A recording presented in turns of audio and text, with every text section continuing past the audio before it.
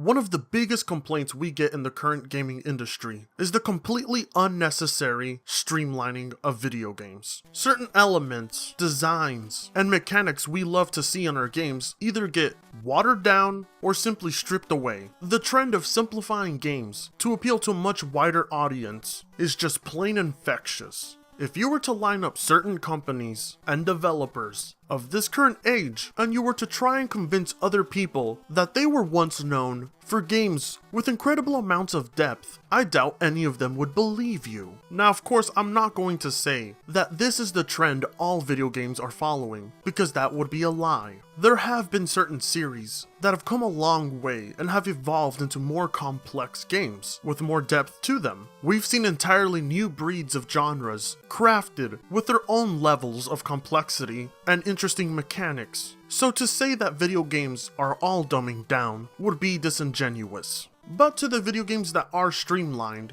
why do we view this as a negative? What is it about streamlining that gets us all riled up? Well, shortly after finishing up a session of fapping, the thought came into mind. Part of the reason we dislike streamlining in video games is because in the process of doing so, content from the game is removed. Mechanics that were present in a previous iteration suddenly vanish. Options that once existed are no longer there. Spells and stats that we loved, gone. I'm wondering why so many people clap. Games become an empty shell of what they once were, and the justification given each and every time is weak. We just want to give people a more user-friendly experience. But why do I find this to be a weak justification? Well, the reason for that is because providing a more user-friendly experience should not require you to remove game mechanics or content that once gave a game the depth it had. Oh, why have all those pesky dialogue options and skill checks? People don't want to read all of this. It's too time consuming and it disrupts the gameplay. Why not instead limit it to 4 options that can be easily prompted? It allows for the game to flow better. Why have weapon skills and different types of ammunition to go with it when all players want to do is focus on the story? That pesky gameplay shouldn't get in the way. Gamers aren't here to be challenged. They're here to have fun. They're here to unravel a story. And God forbid they'd be placed with several mechanics that actually enhance the gameplay. We can simply just call this, trimming the fat. Now, I realize that I'm giving an exaggerated take on how this conversation probably happens between developers and the company, but I'm not far off with the reasons given. The sad truth is, while the developers may care for their hardcore fans, for the people that have been there since day one, the companies don't. Nor are they required to, because from a business perspective, if it can make them more money, they'll gladly do it, because video games are a business before a passion. And if you can appeal to a wider demographic, then your success is guaranteed. Of course, this is not the rule, this is an exception, since there are franchises out there whose success solely relies on embracing complexity and depth. But once again, these are exceptions and not the rule. Because while dumbing down Fallout 4 may have made it more financially successful, there's no guarantee that streamlining Dark Souls would give it the same success. In a world where Dark Souls is streamlined, that's a world I wouldn't want to live in. The sacrifice of features in a game for a more sleek design is a lot more harmful than some are led to believe. Because the biggest problem that arises from this practice is that in the process of dumbing down a game, is that there is nothing to substitute for the lost features, mechanics, and depth. And the best way to observe this is by taking... Oh yes, I know. Hundreds of YouTubers out there have already complained about it, but it still serves an example.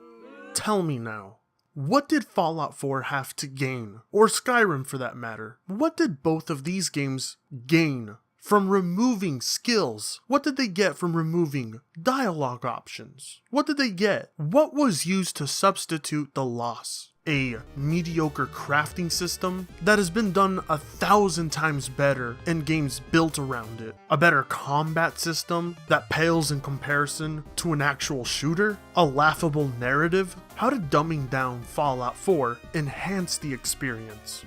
This is a prime example of how to poorly implement streamlining.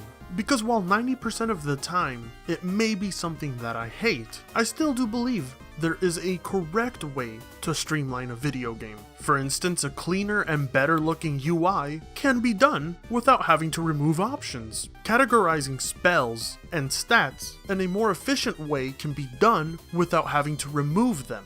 An easier to understand matchmaking lobby can be done without having to limit the options. But rather than take this approach, some notable franchises have embraced the idea of simplifying games to make them easier when there has never been the need to do so. And the sad part is, there's hardly any way I can prove that streamlining does more harm than good, because the end results have always been the same. Mass Effect 3 sold well, Fallout 4 sold well, Skyrim sold well, Dragon Age sold well. The sales of these games counter all your points. Do they? Do they really? Because there's a pattern with all of these titles, and that pattern being the diminishing amount of content between these games and their previous iterations. They are sold on being a lesser experience, but because they become financial successes, when the next sequel comes out, you can expect even less. And that is the biggest harm done by streamlining and dumbing down a game. When done poorly, it can tarnish the reputation of a franchise. It can turn a game into a genre that it simply wasn't meant to be. Or in the worst case scenario for me, it can completely remove the challenge that was once there. And there is nothing wrong with developers or companies wanting to appeal to a wider demographic, but dumbing down a game and streamlining it is the laziest and most artificial way to do so. If you already have a player base and you know the desires of that said player base, then why not continue to build upon your game and appeal more to that demographic?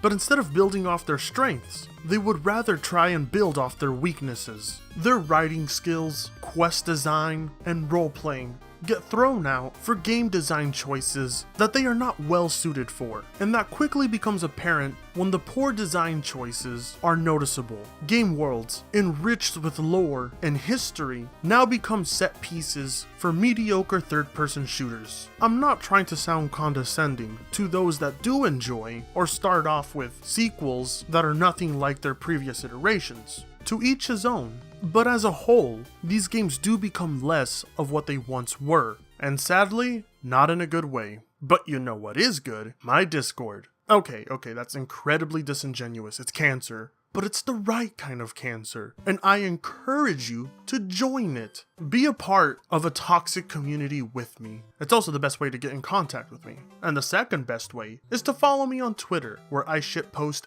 a lot, and you'll love it. I know I do. Last but not least, if you've ever felt like writing me a heartfelt letter or sending me some gay shit, I also have this lovely P.O. box, if you're into that kind of stuff. But before I close off the video, I suppose it's time to sell out. That's right, I've opened up a Patreon, and there goes about 50% of my subscribers. I will get in more depth with this on a separate video, because I know how much you guys hate the idea of a YouTuber making money. But hey, if you're tasteless enough to believe my channel's worth anything, you can go ahead and donate in the link down below. And as always, I'll see all of you and your gorgeous sexy faces very soon.